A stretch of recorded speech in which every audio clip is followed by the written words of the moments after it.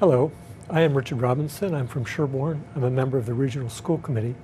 The school committee is proposing to install air conditioning in the middle school, and I'd like to explain to you the rationale for doing so.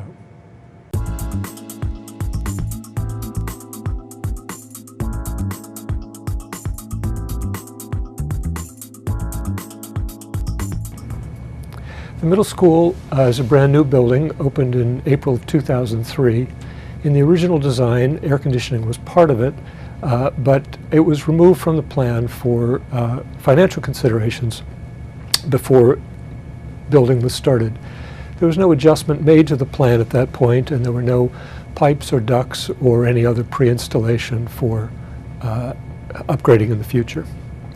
Since that time, we've had ongoing complaints of heat buildup in the classrooms during hot periods, especially when it's humid outside and especially when there are several days in a row of hot and humid weather. If you're not familiar with the floor plan of the middle school, it's 2 floors. The first floor is shown lower here, the second floor on the top. There are 42 classrooms in all. They're mostly fully occupied throughout the school day.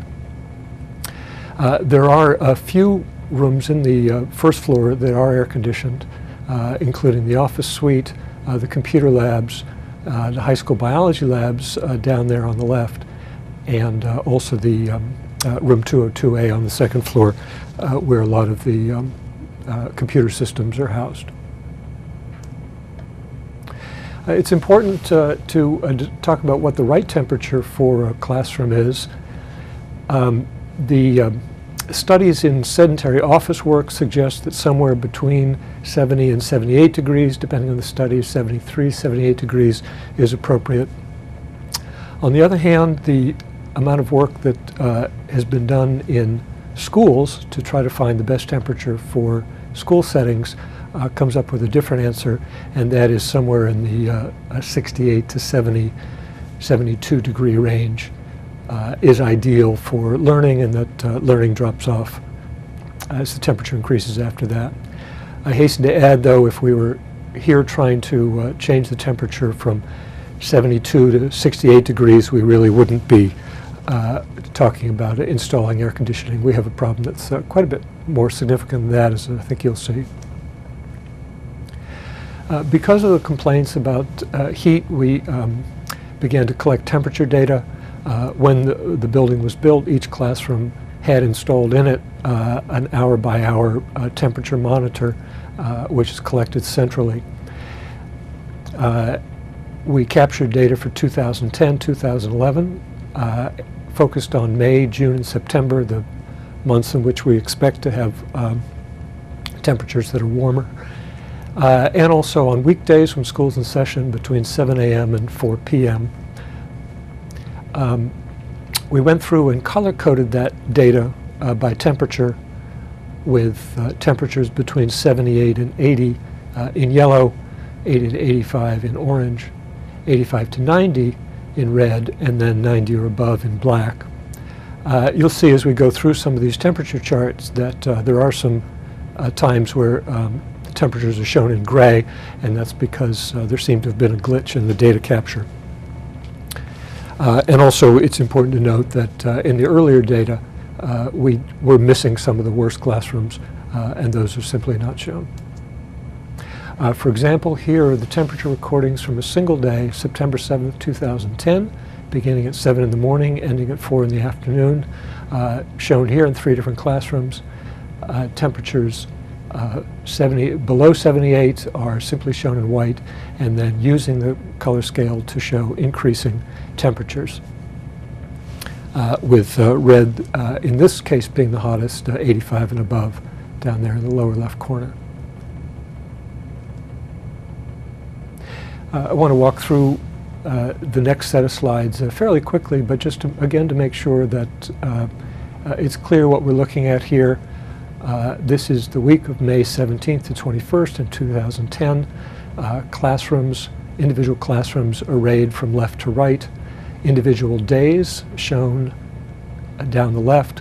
There are 1, 2, 3, 4, 5 days shown here, each day separated from the next by a blank line.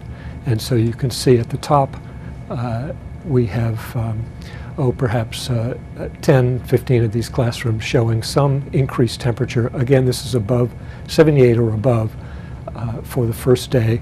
And the next day down, we have what looks like 7 classrooms with some excess temperature. On the third day, none. On the fourth day, picking up again, and on the fifth day, also picking up again. Classroom numbers are not it's hard to read at this scale, but the first floor is to the left, the second floor is to the right. So that's the first week of this recording in 2010, starting in mid-May.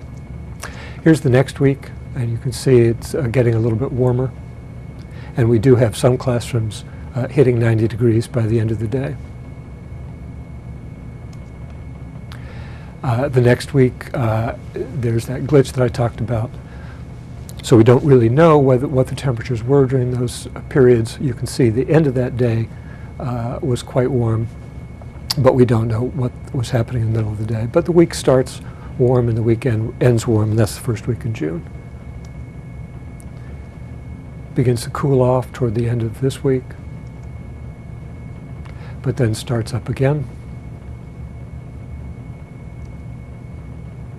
And then the last week of school in that year, significant heat throughout the building. And here we go to the first week in school for the following fall in 2010.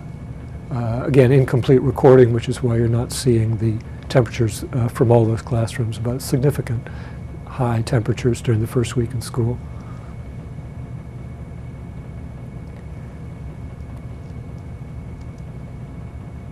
Cools off in the middle of the month. Seems to pick up again toward the end of the month. Again with a glitch, but then ending at the month of September in 2010 with temperatures all across the school's classrooms, 78 above, 80 above. We took a look at some aggregate data for those. Took 10 second floor classrooms, those with the most complete data through the times that you've just seen. Those rooms 227 on to 238. And simply recorded the number of days in which between 7 and 4 there was at least one temperature recording of 78 or above. And you can see here that those range from somewhere in the mid-20s to somewhere in the mid-30 days out of the year. This is probably an underestimate because we didn't have complete data for all of them, and October wasn't included as well. And in terms of percent of a 180-year school day, you can see the individual percents there ranging somewhere between 15% and 20-odd percent.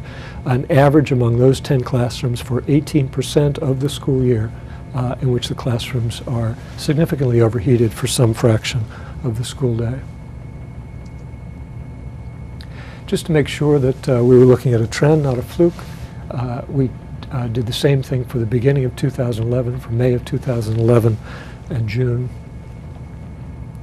Slightly more complete data from the classrooms.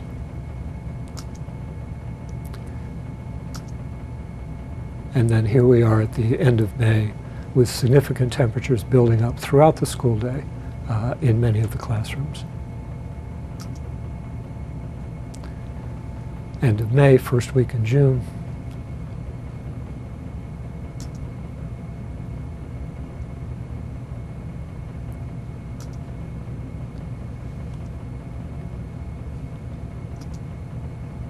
And then the last week of the year in June of 2011. There was a teacher survey done simply asking the questions, what symptoms have you experienced on high heat days? And you can see that headache, thirst, excess sweating, and inability to concentrate, sluggishness are significant among our teachers. Teacher comments, I think are instructive. There were days when I seriously thought I might pass out, and I'm a young, healthy, fit guy.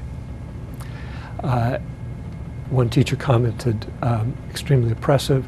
There's not much active learning taking place in that environment.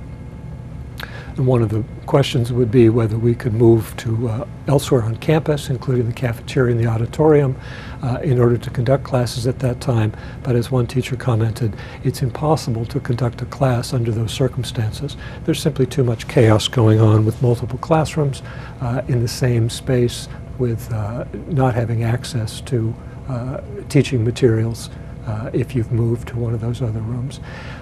It's also a possibility to move to the high school when seniors are gone after graduation. There aren't enough classrooms, and again, the absence of your normal classroom materials makes it difficult to conduct a lesson plan. So in summary, we have excessive classroom temperatures. They're frequent, they're persistent, and they're widespread throughout the building. The work environment is unhealthy, and the impact on learning is likely to be quite significant. The Regional School Committee has done quite a bit of work to date. Starting in 2009, we began to consider and piloting several different mitigation measures, with installation of ceiling fans, scheduling changes for the hottest days, and looking into ventilation options. Each of these provided some benefits, but no definitive solution. In particular, ceiling fans simply didn't bring the temperatures, bring the sensible feeling of the temperature down enough to make a significant difference in the classroom. We commissioned an air conditioning study in 2011 to begin the process of considering what were our options, and then based on what we felt was the best option among those, we prepared bid documents with a cost estimate. And then in October of 2012, we approved putting that project out to bid, with the caveat that the contract is subject to funding. Those bids are open, and the winning bid was for not quite $600,000 to do the second floor, $253,000 to do the first floor, for a combined total of $852,395. We actually asked for additional cost for delaying doing the first floor. If that was done in a future year, that would add an additional $40,000 for breakdown and reset up, remobilization costs.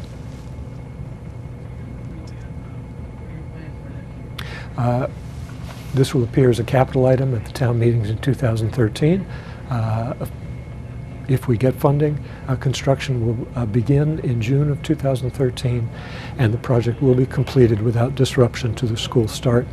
The project includes modifications to the classroom heat exchanger units and then rooftop individual condensers. And all the classroom work would be done over the course of the summer. And if the air conditioning units don't also go in over the course of the summer, that could be done after school starts without disrupting classrooms.